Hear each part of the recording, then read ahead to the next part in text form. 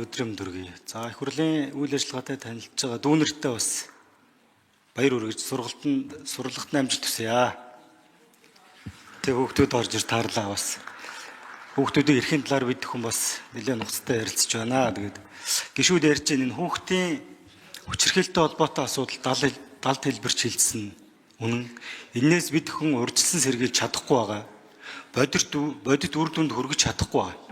Энэ чиглэлээр яг одоо соён гээгэрүүлэх яг ямар бодит ажлыг хүний эрхийн үндэсний комисс хороо хийсэн бэ? Энэ дээр нэгдүгээр нэг тайлбар авъя. Хоёрдугаарт нь ихтэй сургууль дээр байгаа энэ оюутан суралцагч нартай холбоотой бас зөрчилтэй эрхтэй холбоотой асуудлууд, гомдлууд их ирдэг, байж идэг. Сургуулаа төгсч чаддгүй, янз бүрийн авчлага, шахал дарамт үзүүлдэг, багш нараас нь сургалтын албанаас нь 3-4 жил нэг төгсгөөгүй хүүхэд байгаа шүү дээ. Би яриад яваад байгаа. Холбогдох мэдээллийн яаманд нөхсөн 4 жил сургуулаа төгсч чадаагүй. Энэ хавар төгсөх нь үгүй юу? Би холбогдох газрууд бүгдөөрэнд нь уламжилсан байна. За дараагийн төрийн албан багш нарын асуудал байна. Сонгуул болгоны дараагаар энэ хөндөгддөг асуудал. Намын хариаллаар дарга зэрэг солигдохоор ингээд дагаад энэ мөрөөрөө ажиллаа хийж явсан төрийн албан багш нараас өртөж эхэлдэг. Янз бүрийн шахал дарамт үзүүлдэг. Тэгээд өөр нэг өргөдлийн бичүүлээд авсан болоод ингээд хаагаад явдаг. Тэг хүний эрхийн үндэсний комисс гэдэг юм 461-р 20 ангид хүн энэ төлөө асуудал үүслэх хэрэг нэг шуугсыгээл ингээд өнгөрдөг. Энэ байдал дээр яг бодит дүгнэлтээс та бүхэн маань энэ соён гээгэрүүлэх, урьдчилан сэргийлэх энэ чиглэлээр яг ямар бодит ажил хийгээд яг бодит үр дүнд хүрч байна. Энэ дээр хариулт авъя. За хариулт өгье. Ажлын хэсгийн 9-р микрофон. За алтан шагаа гишүүний асуултанд хариулаад тэгэхээр хүний эрхийн үндэсний комиссийн хуулиар хүлээсэн нэг чиг үүрэг бол хүний эрхийн соёл боловсролыг түгээх, дэлгэрүүлэх гэдэг юм байгаа. За тэгээд үндсэндээ бол нэг бүхэл ажлын одоо бүрэлдэхүүн хэсэг бол энэ хүний эрхийн мэдлэг боловсролыг түгээх. За энэ хүрээндээ бол хүүхдийн эрхийн асуудалд бол онцгойлон анхаарал хандуулдаг гэдгийг бас танд би өсөөр мэдэгдэе.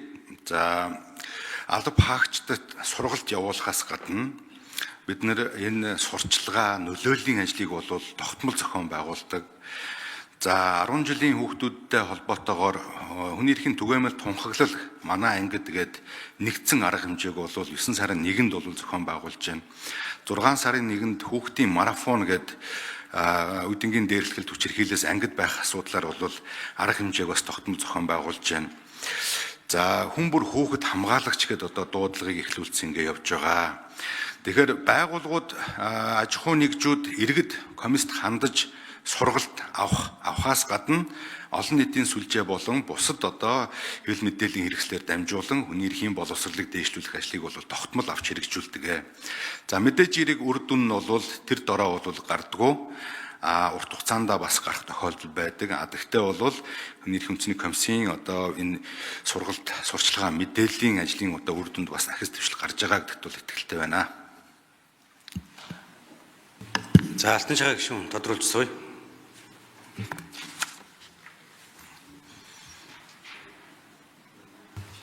За сошиал орчинд ялангуяа энэ 10 жилийн хүүхдүүд бүүлэдүүлэх, за сошиал дарамтанд өртөх ийм хүнд хэлбэрийн одоо бас эрүүгийн ч